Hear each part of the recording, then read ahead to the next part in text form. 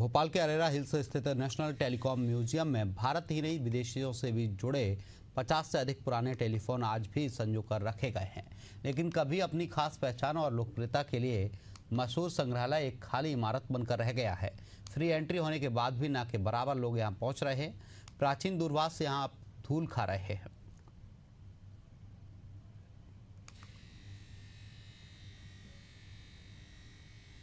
हमारे जीवन का एक महत्वपूर्ण सार है संचार। आज विश्व संचार दिवस है। इस मौके पर हम यहाँ आए हैं और हम आपको दिखाएंगे कि क्या कुछ हम उन ज़मानों में लेके जाएंगे जब चिट्ठियाँ हुआ करती थी और चिट्ठियों के सहारे संचार हुआ करता था।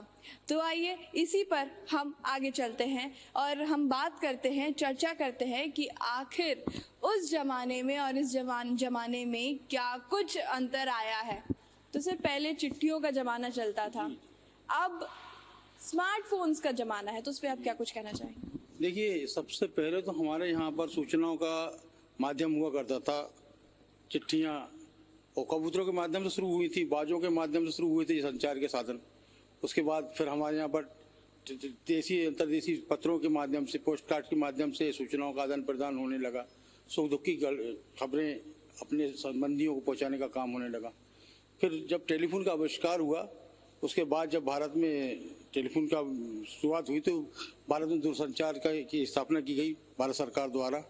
और हम यहाँ खड़े हुए हैं भारत के एकमात्र म्यूजियम में, टेलीफोन म्यूजियम में, मतलब दूरसंचार का एकमात्र म्यूजियम है। यहाँ पर दूरसंचार से संबंधित तमाम तरह के उपकरण पुराने ज़माने के, शुरुआती ज़माने के लेकर 2013 से लेकर 1813 से लेकर के वो वर्तमान तक के इंस्ट्रूमेंट यहाँ मौजूद हैं और उपकरण मौजूद हैं, जो ये दर्शाते हैं कि वो काल और आज के काल में कितना अंतर आया है, वो क्या क्या सुविधाओं में परिवर्तन होता चला गया है, संचार के माध्यमों में किस तेजी से परिवर्तन हुआ है। इन सारी चीज़ों पे हम जा चुके हैं। अब मैं आपको दिखाना चाहूँगी, ये देख सकते हैं, ये कनेक्टर्स रखे हैं, पुराने ज़माने के कनेक्टर्स हैं, पर इन पे ना फोकस करते हुए मैं इस पे फोकस करना चाहूँगी। आप ये देखिए, ये वायरलेस उस ज़माने का क्रॉसबार जो बताया करता था, ये वो है। और ये देखिए, फायर केबल है, ऑप्टिकल फायर केबल। इसके बारे में भी हम जानकारी लेंगे। सर, ये 1968 1979 का बताया जा रहा है, तो इस पे क्या कुछ?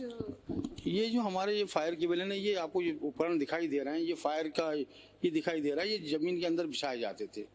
और जब भी कोई फॉल्ट होता तो हमारे जो एक्सपर्ट थे, लाइनमैन, वो इतने एक्सपर्ट हुआ करते थे कि वो इसके रंगों से, इसके कलर से, फाइबर के कलर से पहचान लिया जाता था कि किस क्षेत्र का फॉल्ट है, और उसको फॉल्ट को ठीक कर देते थे। इसमें सैकड़ों तरह के तार हुआ करते थे, जो आपको पीछे दिखाई दे रहा है। तो ये सारी चीज़ें हमारे एक अभिन्न अंग थी, हमारे दूरसंचार का एक अभिन्न अंग थी, लोगों को संचार सुविधा पहुँचाने का। आप देख सकते हैं यहाँ पे कितनी सारी पुरानी चीज़ें यहाँ पे मौजूद है। मैं दिखाना चाहूँगी, ये देखिए, ये उस समय का सैटेलाइट हुआ करता था, टीवी के ऊपर इसे रखा जाता था। अब हम डिश टीवी ये सब यूज़ करते हैं। ये देखिए, पुराना सैटेलाइट मॉडल जो हर घर में पहले हुआ करता था। जब दादी नानी के साथ बैठ के हम दूरदर्शन देखा करते थे, मूवीज़ देखा करते थे, तो इसी के ज़रिए, इसी सैटेलाइट मॉडल के ज़रिए वो संचार हुआ करता था। हम टीवी देख सकते थे। ये देखिए, ये उस समय का जो है देख सकते हैं आप कि मॉडल रखा गया है।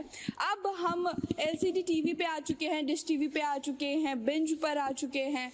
पर देखा जाए तो शुरुआत कहाँ से हुई थी? तो शुरुआत यहाँ से हुई थी। ये देखिए, ये पुरानी चीज़ें, धूल लगी हुई चीज़ें उन यादों को ताज़ा करती हैं जिन पर अब टेक्नोलॉजी की परत जम चुकी है।